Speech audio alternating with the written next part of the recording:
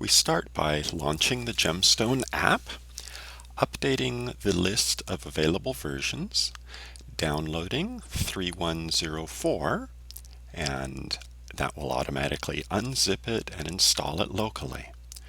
We can then go to Databases, install a database. This will give us a base extent, but we really want the glass extent that includes Monticello, Meticello things. So we'll copy in a glass extent.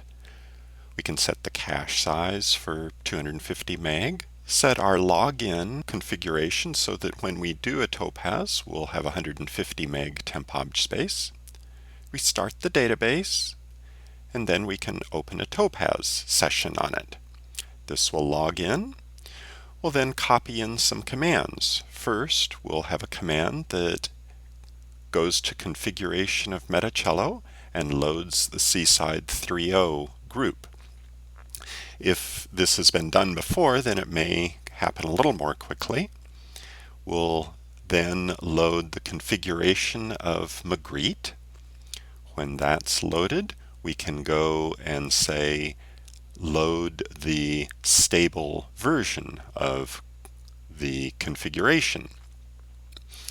That will go through and possibly repeat some of the Seaside items just to make sure that they've all been loaded. When that finishes, we can start a new SWAZU adapter. When the SWAZU adapter is running, then we can go to a web browser, enter localhost 8080, and that will show us Seaside running on our local machine. When that's done, we can modify some configuration information using the Finder to get to the system comp file. One of the items is the gem temp obj cache size. The default is 10 meg. The comment there allows you to set it to 50. We're going to actually use 150. Next, we look at Jade. Jade is an alternate development environment for GemStone S that runs on Microsoft Windows and has been in continuous development and use for about 10 years. It is written in Dolphin Smalltalk and imitates Dolphin's excellent IDE, but it is built as a standalone .exe, so it does not have the two object space confusion that exists with most other GemStone S client tools, because you don't see the client Smalltalk environment, only the GemStone environment. Jade is available at seaside.gemtalksystems.com/Jade. When that's downloaded, we will open it, copy the contents of the zip file out to the desktop, and then in the desktop there's an application named jade.exe. Jade.exe has a login window where we can look at the configuration for how we want to log in. One of the things we need to know is the name of the stone and the port number for the NetLDI. So our stone is GS64 Stone 1, and our port number is 54120. My local machine is Vienna, so I will name that, and then login. Once we're logged in, we can execute Smalltalk code. For example, print the result. Gives us 2 plus 3 is 5. There's a menu for display it. Control Q will give us an inspector. We can look at factorial of a large number. 100 factorial, print string, size, 158 characters. Transcript, show, hello Smalltalkers.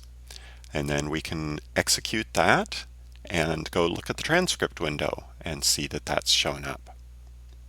We can see information about our current session. We can see information about all the sessions that are logged in, how long they've been logged in, what their process ID is, how long they've been quiet. We can see there's 2 data curator sessions, ours and then the web server that's running. We can look at information about other users that are defined in the GemStone system. Probably the most common tool is going to be using the system browser. We can look at Dictionaries, which is the normal default view within GemStone, where globals is the kernel base classes. We can see a category of SUnit, that's all the SUnit classes. But more common in the Metacello world and Monticello world is to look at the packages. Here we can see we loaded the configuration of Magritte from the Metacello repository. We can open a Metacello browser, go look at that Metacello repository. We can scroll down to find the configuration of Magritte. We can see we've got a particular version loaded that has some information about it, but there's another version that is arguably later.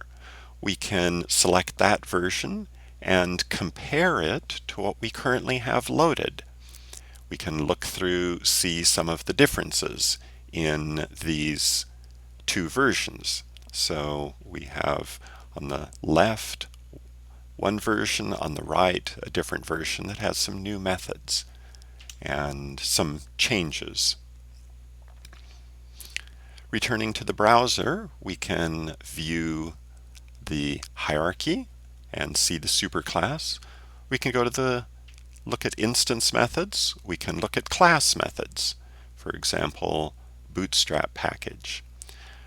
We can select a method and say browse implementers of that method. See other classes that have implemented that. We can browse senders of that method and see that no one is sending that method. We can scroll down, look at all the classes that are in the Swazoo package and see that there's a number of them with the name Swazoo. Alternatively, we can look for all classes in the system with Swazoo in their name. Some might be in a different package. For example, there's a GemStone Swazoo adapter, and it's a subclass of the WA Swazoo adapter. We use WA when we started things. We should really use the GemStone adapter. So instead we'll say run WAGA Swazoo adapter new start. When we've done that, we can show that the web browser still shows that page.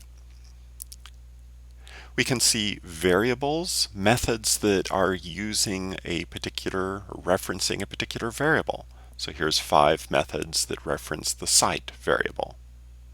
We're done. We can quit, close our windows, and then coming back to our Topaz session, we can Control-C to get out, log out, exit from Topaz and our shell, go back to the database, stop the database, and when the database is stopped, we're done. So that gives us an example of getting running with Jade.